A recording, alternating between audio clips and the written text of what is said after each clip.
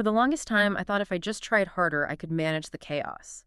I thought I just needed a better schedule or more willpower to keep all the plates spinning.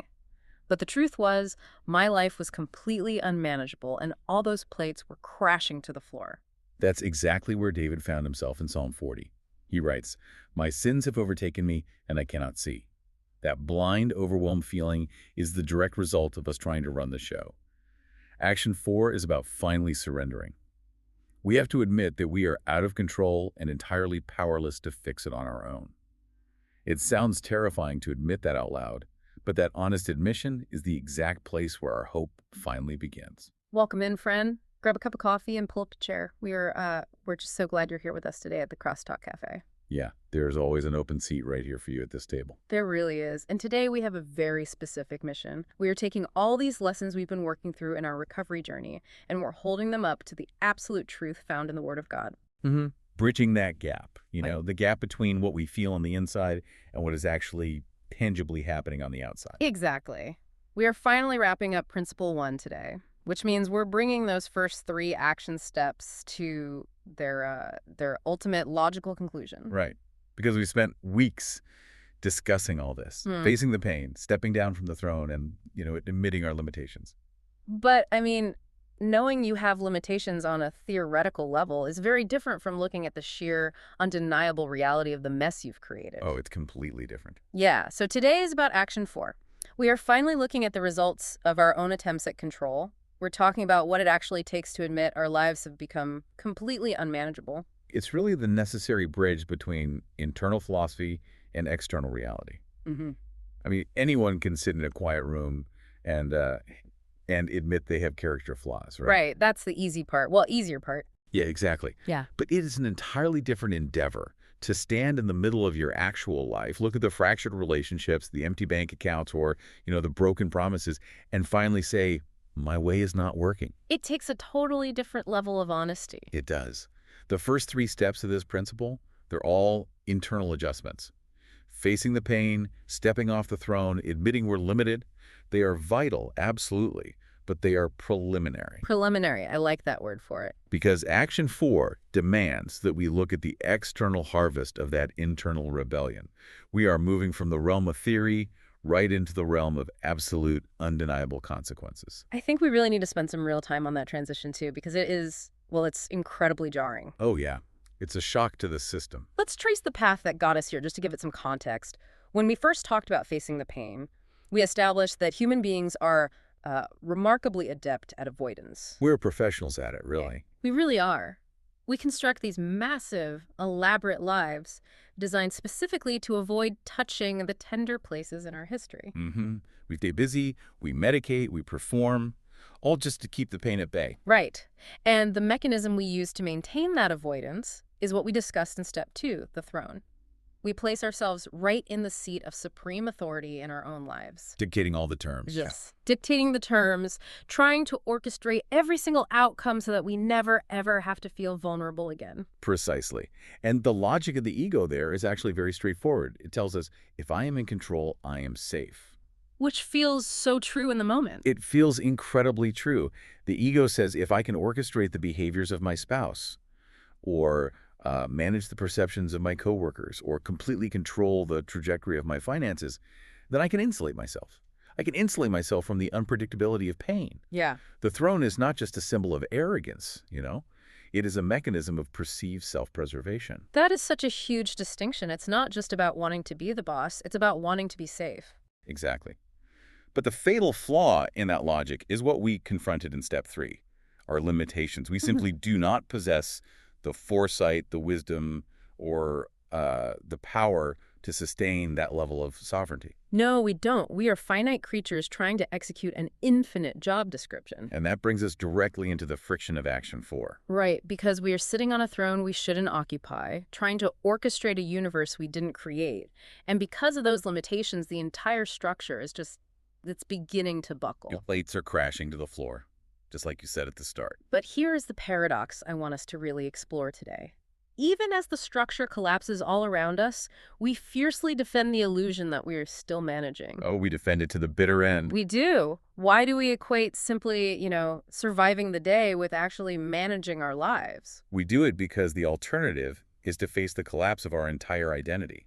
Let's look at the actual mechanics of this illusion. Okay, let's do that. When we talk about an unmanageable life, the cultural stereotype out there immediately leaps to the person who has lost absolutely everything. Right, the person completely destitute on the street. Exactly. The person entirely abandoned with zero functional capacity. But, unmanageability rarely starts there. Usually it looks like a highly functioning facade. A facade. Wow, yeah. We equate being busy with being in control. If your calendar is full, if you are answering emails, if you are showing up at the soccer games, the ego uses that activity as proof of management. Proof of management, like, look at all I'm doing, right? We tell ourselves a person whose life is truly unmanageable wouldn't be able to coordinate this much activity. That's the exact lie we tell ourselves. So we basically use our busyness as an alibi. I know exactly how that functions. You create this flurry of motion to distract yourself, and honestly to distract everyone else too, from the lack of actual progress or stability. Motion is a great distraction. But motion is not direction. I want to push back a little on the idea that this is purely about ego, though. Okay, go ahead. In my own life, when I was defending the illusion of management, it didn't feel like pride. It felt like absolute panic. Panic. Yeah, it felt like if I stopped moving, if I admitted I was dropping the ball, the people who depended on me would be destroyed. So I just lowered the bar. I completely redefined what success looked like. Lowering the bar to meet the dysfunction. Exactly. If the mortgage was paid at the very last second before foreclosure, I called that a victory. I was basically treading water in the middle of the ocean, telling myself I was a great swimmer just because my head was still above the surface. That redefinition is the absolute core of the illusion. You take the baseline expectation of a healthy life and you slowly, just incrementally, lower it to accommodate your dysfunction. Just a little bit at a time so you don't notice. Right. You substitute proximity for intimacy in your marriage. You call it a stable relationship. You substitute chaotic, last-minute fixes for genuine financial planning, and you call it making ends meet. Wow. Yeah. Making ends meet. We love those little phrases that make it sound okay. We really do. And you are right to identify the panic underlying it all. It is absolute terror. But, pride and terror are often intertwined. How so? Well, pride says, I must be the one to save this situation. Terror says, if I don't save it, all is lost. Both of those require you to remain right in the center of the equation. Oh, that makes sense. Both refuse to acknowledge that your presence in the center of the equation is exactly what is causing the chaos in the first place. Man, that's a hard truth. Let's talk about what that looks like in the quiet moments. Because the illusion of management requires a tremendous amount of backstage effort. An exhausted, deeply depleting amount of effort. Yeah. It requires 1,000 tiny acts of concealment every single day. The maintenance of the facade is incredibly taxing. It looks like the physical reaction you have when you just walk out to the mailbox. Oh, the mailbox. Yeah, right. For someone living in financial unmanageability, the mailbox is a source of profound dread. You gather the envelopes, you feel that tight knot in your stomach, and you make a conscious decision to just shove them in a drawer without opening them. I have lived that exact scenario. Many of us have. And the cognitive dissonance there is fascinating. You know the bills exist, you know they must be paid, but the emotional distress of looking at the actual numbers is somehow greater than your capacity to cope. So you conceal the truth from yourself. And it's not just finances either. It happens in our communication all the time. Absolutely. It is looking at your phone, seeing a text from someone you have let down, and just swiping it away. You tell yourself, oh, I'll reply when I have a better answer, or I'll reach out when I've fixed the problem. But you don't fix the problem? No, you never do. You just add the guilt of the ignored message to the growing pile of internal distress. You start dodging people. Avoiding the very people who care about you. Yeah. You navigate your own community like you are navigating a minefield. Constantly calculating who knows what, who you owe an apology to, and who you need to avoid today. That right there is the definition of unmanageability. When your internal world is entirely consumed by managing the fallout of your own choices. It really is. And this brings us to a critical threshold in Principle 1. Recognizing that you are dodging the phone calls, acknowledging that you are hiding the mail, admitting that your relationships are hollow. That is the undeniable reality. The undeniable reality. We can't debate it anymore. Exactly. We can debate our intentions all day long. We love to defend ourselves by pointing to our good intentions, don't we? Oh, we are the best defense attorneys for our own intentions. We say, I meant to be honest. I meant to pay that back. I meant to be present for my family. But Action 4 strips away the defense of good intentions. Because intentions don't pay the bills. No, they don't. You cannot argue with an overdrawn bank account. You cannot debate the distance in your spouse's eyes. The external evidence stands as an absolute witness against the illusion of control. That distinction right there between intention and reality, that is where so many of us get completely stuck. We worship at the altar of tomorrow. We convince ourselves that who we intend to be tomorrow somehow overrides who we actually were today. That's a powerful way to phrase it. But the reality is that our unmanageable lives are built out of our actual choices, not our theoretical intentions. And when we finally are forced to look at that undeniable evidence, it is a devastating blow. It's the final blow, really. It is the final blow to human pride. And I have to ask, why is it so incredibly difficult for us to look at our own wreckage and say the words, I am powerless? It's the hardest sentence to say. Even when we are suffering, even when the pain of our chaos is acute, we will still fight tooth and nail to retain the illusion of control.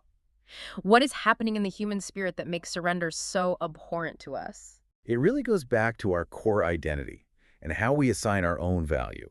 In our natural broken state, we equate our worth with our utility and our autonomy. So we think we're only worth what we can do. Right.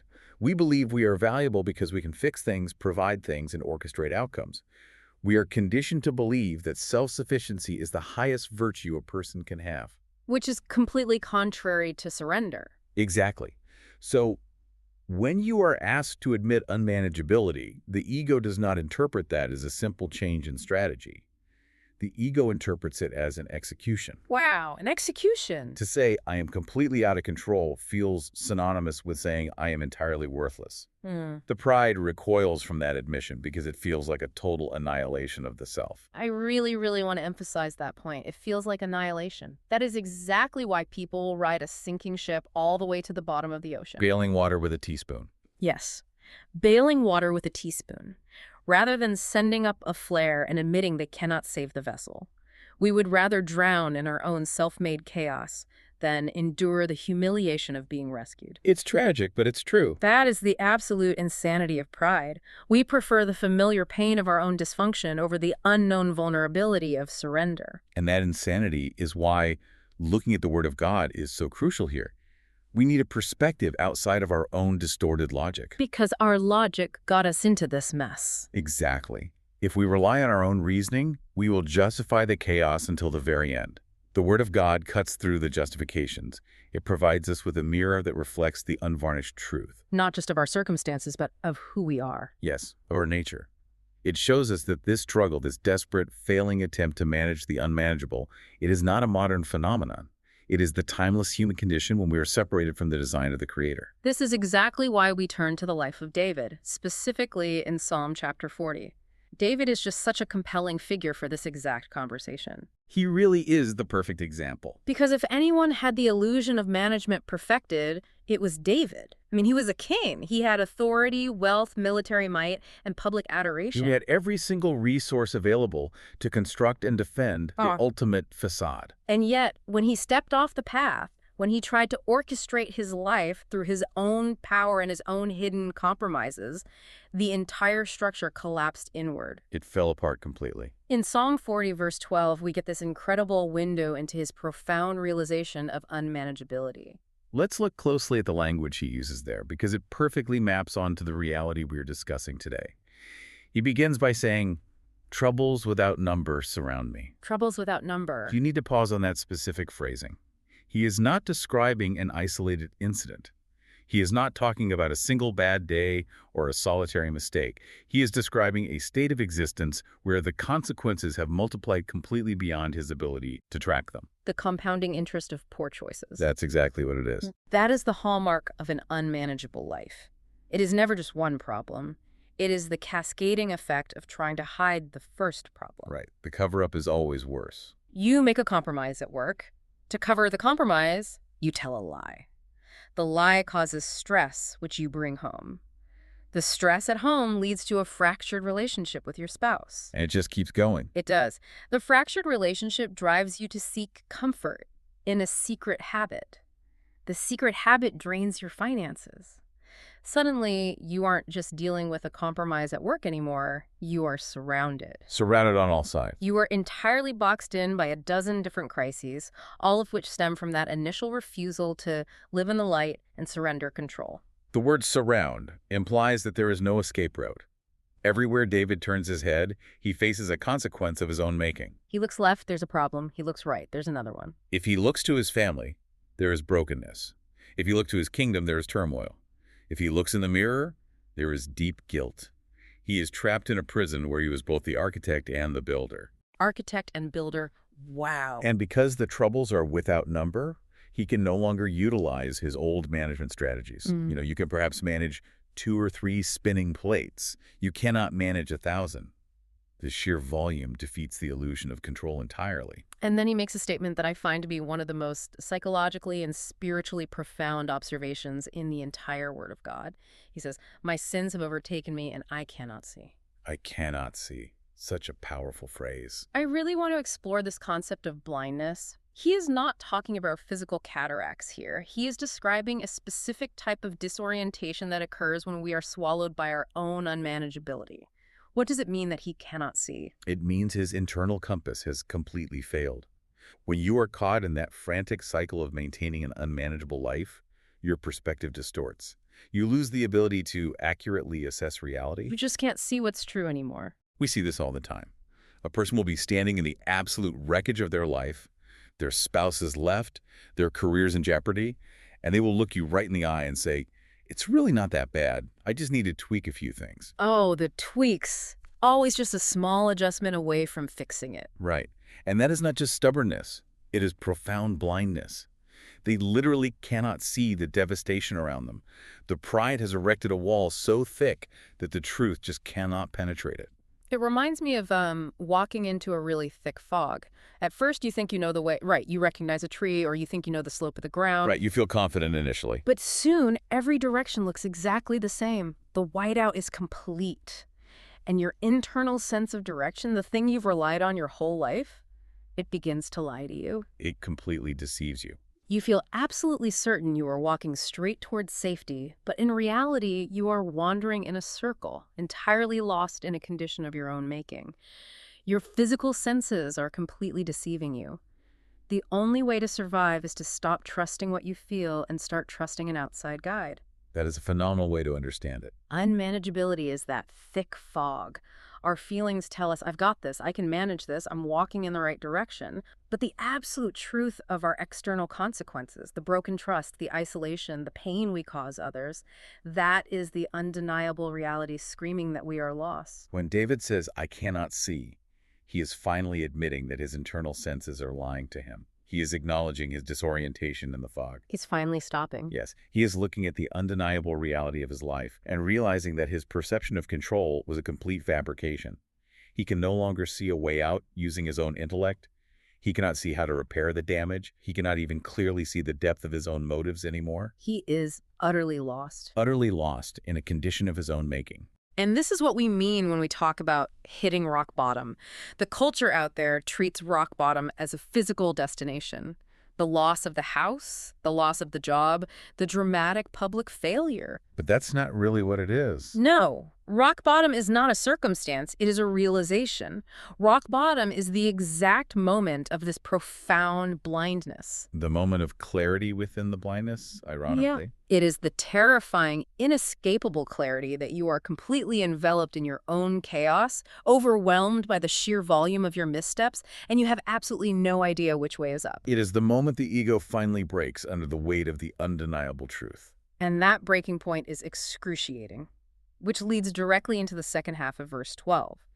Because David doesn't just stop at the loss of sight, he takes us deeper into the internal toll. He says of his sins and troubles, "They are more than the hairs on my head." Let's just sit with the sheer magnitude of that accounting for a second. More than the hairs on my head. It's overwhelming to even think about. When you are still trying to operate in your own power, and the illusion of management finally shatters, you are forced to look at the ledger. You are forced to take a real inventory of the damage. And the crushing weight of that inventory is devastating. It is. If you try to tally up every time you chose your own way, every time you manipulated a situation to protect yourself, every broken promise, every rationalization, the volume is just impossible. It is an impossible accounting. And, it is meant to be. What do you mean by that? Meant to be? The volume of our unmanageability is meant to be staggering because it is the final proof that we cannot self-correct. If your troubles were few, you might logically conclude that you just needed a better strategy. Just a new planner or a new habit. Right. If the ledger only had a few negative entries, you might believe you could work off the debt through better behavior or sheer willpower. But when the debt is more than the hairs on your head, the strategy of self-correction is exposed as laughable. It's completely futile. You cannot work your way out of a deficit that massive. You are never designed to carry the weight of your own autonomy, let alone the compounded weight of your repeated failures. Which leads to the inevitable collapse. And that brings us to the final devastating phrase of the verse. David says, "And my heart fails within me." My heart fails within me. I want us to spend significant time here today because this is where the daily reality of our struggle lives. This is the ultimate symptom of an unmanageable life. What does it actually mean when the heart fails within us? To understand the failure of the heart, we have to look at the heart's function in a spiritual and emotional sense. The heart is the center of our capacity to connect, to feel, to hope, and to engage with reality. It's the core of who we are. Exactly. When an individual attempts to carry the uncarryable weight of an unmanageable life, the system simply cannot sustain the load. A failing heart is the profound, devastating depletion of the soul. Depletion, that's the perfect word for it. It is being emptied of hope. It is the absolute end of your own emotional strength. The capacity to engage with life is simply gone. I think we need to be very specific about what a failing heart looks like on a random Tuesday afternoon. Let's do that. Because again, our cultural image is someone weeping uncontrollably. But in my experience, and in walking alongside so many people in recovery, a failing heart rarely looks like high drama. No, it rarely does. It usually looks like a terrifying emotional numbness. Absolutely. The numbness is a quarantine protocol. Oh, a quarantine protocol. Explain that. When the soul is bombarded by the constant, unyielding stress of maintaining the illusion of management, the pain becomes too much to process.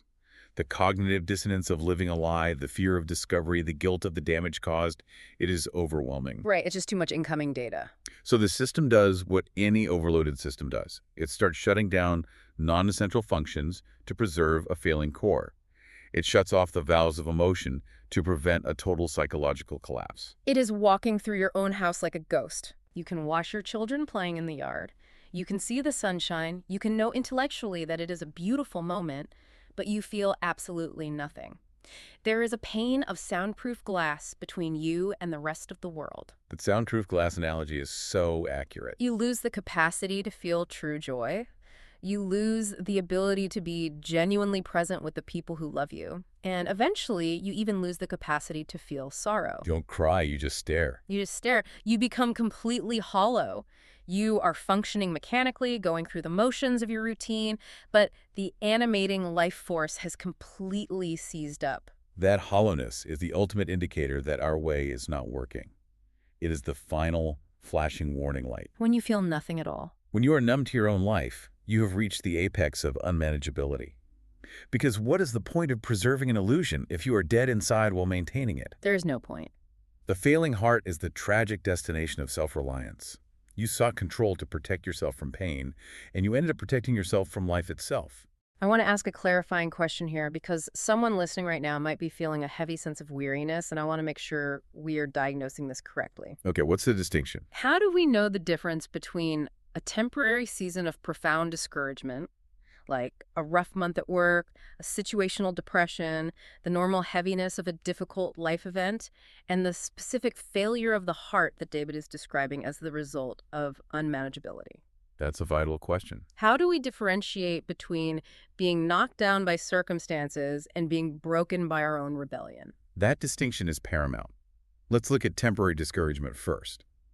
Discouragement is largely situational. You face an external hurdle, a financial loss, a health crisis, an unfair situation at work. Things happen to us. Yes, the burden is heavy and you feel the weight of it. However, beneath the immediate sadness or frustration, the core of your spirit remains intact. You still possess a baseline of hope. You know the storm will eventually pass. Right. You recognize that the circumstances outside of you, and you maintain the belief that there is a way through it.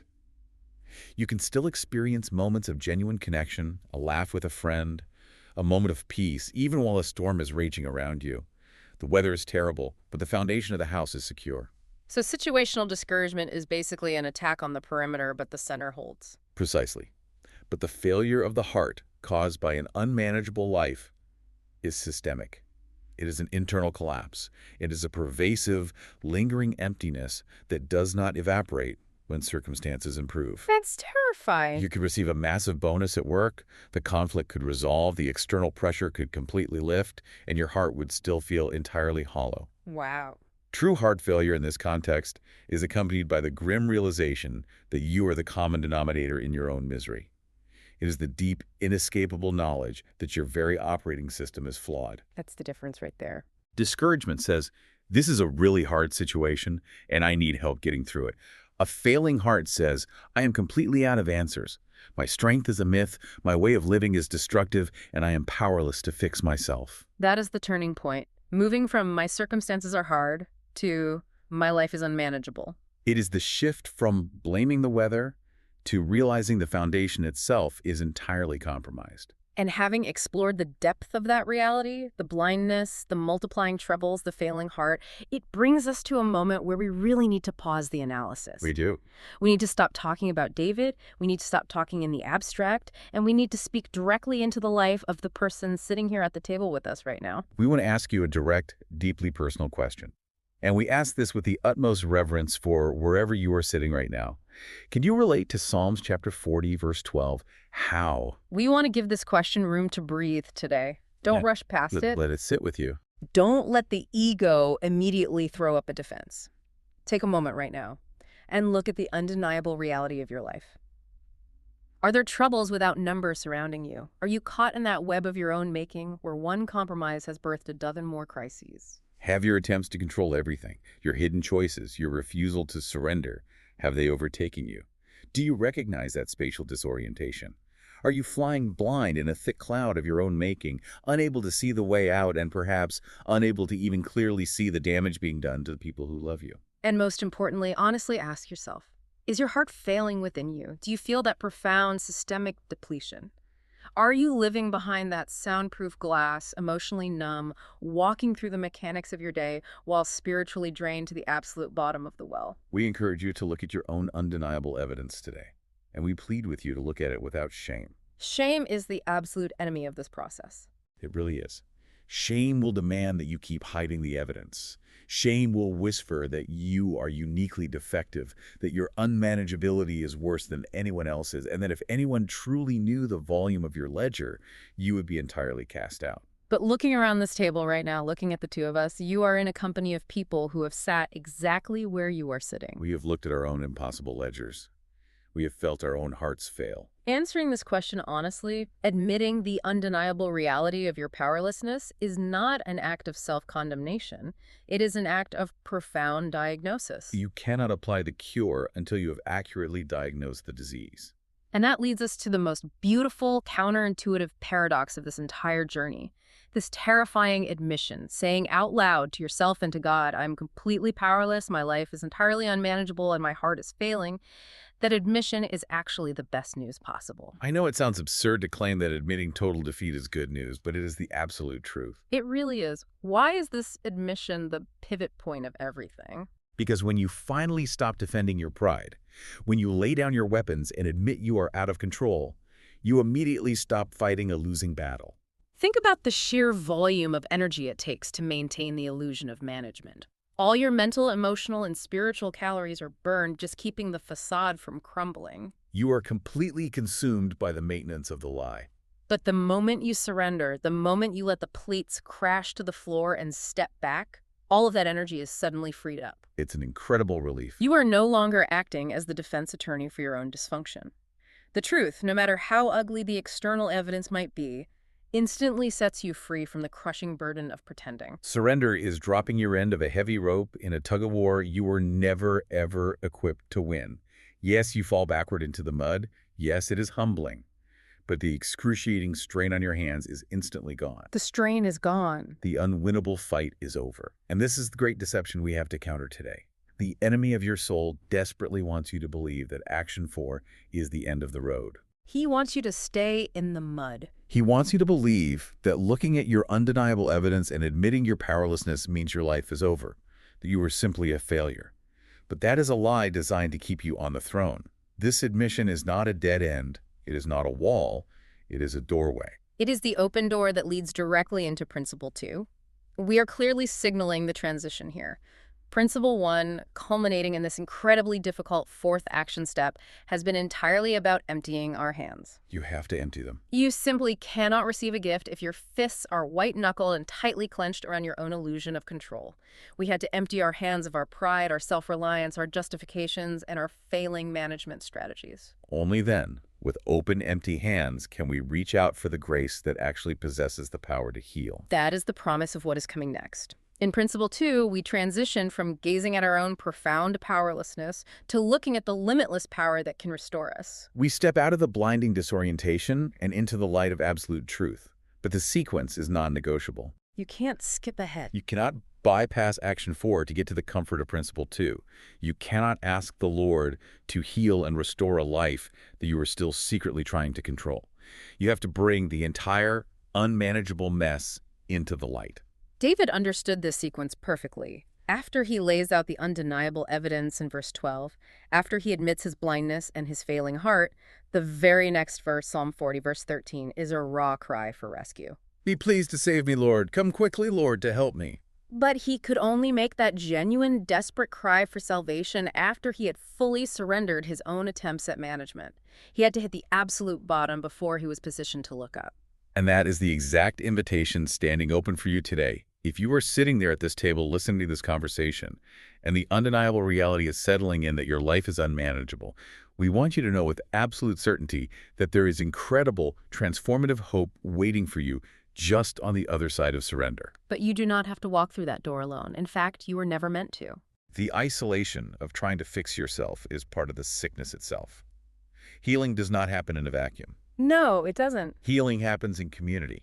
It happens when we sit at tables together, when we look each other in the eye, when we share our undeniable evidence without fear of judgment, and when we continually remind each other of the hope and the promises found in the Word of God. That is why we want to warmly, urgently invite you to join the community at Peters Creek Baptist Church in South Park, Pennsylvania. If you are local to the South Park area, there is a seat waiting for you this Friday. We want to give you our weekly Friday schedule so you know exactly what to expect. 6:30 p.m., large group worship. Special note. This Friday, May 15th, we will be having a special mental health lesson titled, How to Help Someone in Crisis Without Fixing or Shaming. 7:30 to 8:30 p.m., gender-specific small groups. 8:30 to 9 p.m., Crosstalk Cafe. Dinner, 5:15 to 6 p.m., final Friday of each month only. The next dinner will be held on Friday, May 29th, 2026, and will be a taco night. We also know that many of you joining us at the table today are not in the South Park area. If you are not local, please find a Celebrate Recovery near you by heading to crlocator.com and entering your zip code. If you have questions about anything we discussed today, if you need someone to pray with you, or if you just need a safe person to talk to as you process the reality of Action 4, please do not hesitate to reach out. Email Craig Amstone at craig.amstone@gmail.com or contact the church office at info@pacbc.church. As we prepare to close out our time at the table today, wrapping up Principle 1, we want to leave you with one final, quiet thought. We have spent a lot of time today talking about the intense pain of the failing heart, the terror of spatial disorientation, and the extreme difficulty of surrendering control. It is heavy. It is very heavy. But I want you to project yourself just a little bit into the future. I want you to imagine the morning after surrender. Think about what it would actually be like to wake up tomorrow morning and for the very first time in years, not have to immediately start calculating how to keep the plate spinning. Imagine opening your eyes without the heavy, crushing, suffocating weight of pretending you are in control. Imagine the quiet, unexpected, profound peace settling in your chest when you realize that your unmanageability is no longer a dark secret. You have to exhaust yourself defending. It is simply a reality you have fully surrendered to the Lord. What would that freedom actually feel like? What would it be like to finally breathe? We invite you to take that very first, brave step toward that peace today. Let the plates fall, look honestly at the undeniable evidence, and step boldly through the open door of surrender. We will see you next time.